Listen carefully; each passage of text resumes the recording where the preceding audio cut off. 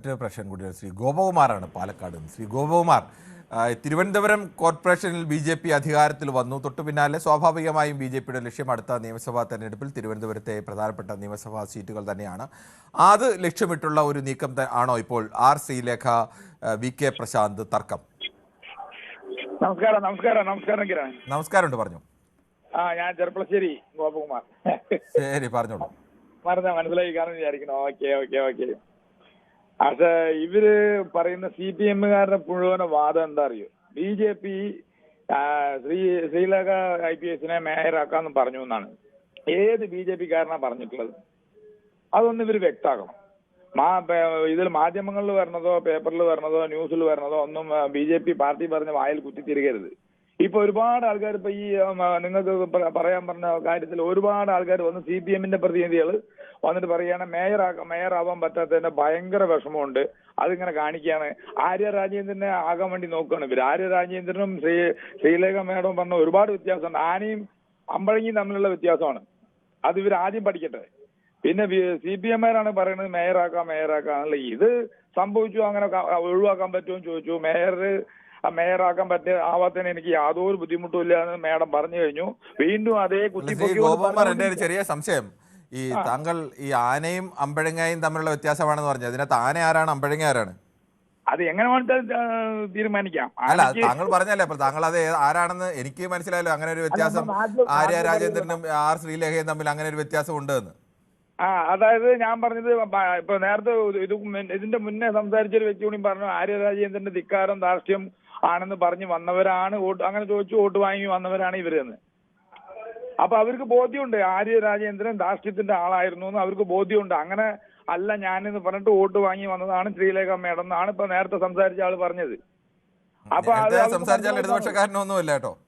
അല്ല, എങ്ങനെയായാലും അതാണ് ഉദ്ദേശത്തിലാണ് പറഞ്ഞത്. അപ്പൊ ഞാൻ ഉദ്ദേശിച്ചത് നമ്മുടെ നാട്ടിൽ പറയും ആനയും അമ്പഴങ്ങിയും തമ്മിലുള്ള വ്യത്യാസം കൊണ്ട് പറയും. അതാ അങ്ങനെ വലിയ വ്യത്യാസം ഏത് മേഖലയിലാണ് ആര്യ രാജേന്ദ്രനും ശ്രീലേഖയും തമ്മിൽ അങ്ങനെ വലിയൊരു വ്യത്യാസമുള്ള ഒരു മേഖല? അതിന്റെ വ്യത്യാസം ഞാൻ പറഞ്ഞു തന്നെയാണ് കാര്യം. വൃത്തിയായിട്ട് പറയാം, ഓപ്പണായിട്ട് പറയാൻ കഴിയും. ഒന്നാം നമ്പർ ധാർഷ്ട്യത്തിന്റെ, അതായത് ഇപ്പൊ വി ജോയി പറഞ്ഞല്ലോ, ശ്രീലേഖ മേഡത്തിനെ പറ്റിയിട്ട് പറഞ്ഞല്ലോ, വി ജോയി പറഞ്ഞൊരു വാക്കുണ്ട്, എന്തൊരു അത് അവരുടെ ഭാഗത്തുള്ള ഒരു പഴഞ്ചൊല്ലാണ് തോന്നുന്നുണ്ട്, പെര മുടിക്കുന്നു അങ്ങനെ എന്തോ പറഞ്ഞിട്ട് അങ്ങനെ ഒരു പഴഞ്ചൊല്ല് പറഞ്ഞു. ശ്രീ ഗോപകുമാർ, താങ്കളാണല്ലോ പറഞ്ഞത് ആര്യ രാജേന്ദ്രനും ശ്രീലേഖ തമ്മിൽ ആനയും അമ്പഴങ്ങയും തമ്മിലുള്ള വ്യത്യാസമുണ്ട് എന്ന് പറഞ്ഞാൽ അതിന്റെ അർത്ഥം ഒരാൾ തീരെ ചെറിയ ആളും ഒരാൾ വലിയ ആളും എന്നാണല്ലോ. അതിനകത്ത് ആരെയാണ് ഈ വലിയ ആൾ, ആരെയാണ് തീരെ ചെറിയ ആളെന്ന് ഉദ്ദേശിച്ചത്? അതെനിക്ക് മനസ്സിലായില്ല. വലിയ ആളെന്ന് ഉദ്ദേശിച്ച് ഞാൻ ഉദ്ദേശിച്ചത് ധാർഷ്ട്യത്തിന്റെ കാര്യത്തിൽ തന്നെ ഓപ്പണായിട്ട് തന്നെ പറയാൻ കഴിയും. ധാർഷ്ട്യം, ആന എന്ന് ഉദ്ദേശിച്ചത് പിന്നെ ആര്യ രാജേന്ദ്രനാണോ? അല്ല, ധാർഷ്ട്യം കൂടുതൽ കാണിക്കുന്നത് ആന അങ്ങനെ കാണിക്കുന്നില്ലല്ലോ. പിന്നെ താങ്കൾ തന്നെയല്ലേ ഈ ഉദാഹരണം പറഞ്ഞത്?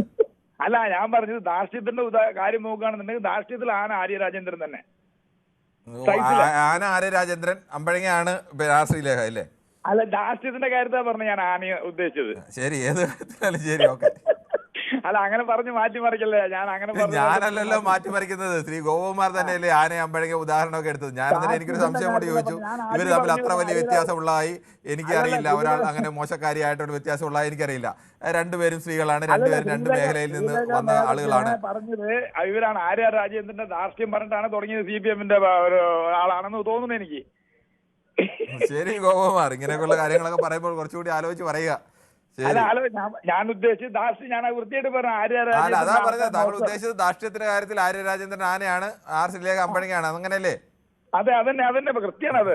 ശരി, എല്ലാവരും കേട്ടിരിക്കുന്ന ആളുകൾക്കൊക്കെ കൃത്യമായി മനസ്സിലായിട്ടുണ്ട് താങ്കൾ എന്താണ് ഉദ്ദേശിച്ചത്. ഈ ശ്രീലേഖ മേഡത്തിനെ ആര്യ രാജേന്ദ്രൻ ആക്കണ്ടെന്നാണ് എന്റെ ഭാഷ്യം. ശരി, ഓക്കെ. ശരി ഗോപകുമാർ. ശ്രീ ബാലനാണ് പാലക്കാട് നിന്നും. ശ്രീ ബാലൻ, താങ്കൾ എങ്ങനെയാണ് ഇപ്പോഴത്തെ ഈ വിവാദത്തെ കാണുന്നത്? ഈ കേവലം ഒരു ഓഫീസ് മുറിക്ക് അപ്പുറത്തേക്കുള്ള രാഷ്ട്രീയ മാനങ്ങൾ അതിനുണ്ടോ? നമസ്കാരം. അല്ല, ഇത് എന്റെ ഭായി ഇതൊരു ബ്യൂറോക്രാറ്റും ഒരു ഡെമോക്രാറ്റും തമ്മിലുള്ള കൂട്ടിയിടി അല്ലത്. ഇത് കാരണം ഇതൊരു രാഷ്ട്രീയമുണ്ട്. ഇപ്പൊ നിങ്ങളുടെ ടൈറ്റിൽ കാണിക്കുന്ന പോലെ ഇതിൽ പണികളുണ്ട്. പണികളെന്ന് പറഞ്ഞപ്പോ ഇനി വേണമെങ്കിൽ ഉദാഹരണം പറയാം. നമ്മുടെ ബാലകൃഷ്ണൻ വടകര 2 ദിവസം മുന്നേ വിളിച്ച് പറഞ്ഞൊരു അഭിപ്രായമുണ്ട്. ഈ തിരുവനന്തപുരം പിന്നെ അവിടെ ഇതില് തിരുവനന്തപുരത്ത് ഇവിടെ കൂടെ ചവിട്ടിയിട്ട് വേണം, അവിടെ കോർപ്പറേഷനിൽ ചവിട്ടിയിട്ട് വേണം ഇവിടേക്ക് പോകാനും അസംബ്ലിക്ക് പോകാനും സെക്രട്ടേറിയറ്റിലേക്ക് പോകാനെന്ന് പറഞ്ഞു. ഇതെന്തൊക്കെ ഇവര് രണ്ടു കൂട്ടരും ശരിക്കും പറഞ്ഞാൽ അങ്ങോട്ടും വക വെക്കാത്ത ടീമുകളാണ്. BJP അങ്ങോട്ടും വക വെക്കില്ല, CPM ഇങ്ങോട്ടും വക വെക്കില്ല. അപ്പൊ അവർക്ക് അവരുടേതായ ഒരു സ്റ്റാൻഡ് കിട്ടിയപ്പോൾ അവരും കളിക്കാൻ നോക്കുന്നുണ്ടാവും. ഇതിൽ രാഷ്ട്രീയം ഉണ്ടാവുന്നേ, സാധാരണ പതിവല്ലേ രാഷ്ട്രീയത്തിന് വക നോക്കില്ല. ഞാൻ അവർ ന്യായീകരിക്കാൻ പറ്റില്ല. പിന്നെ ഈ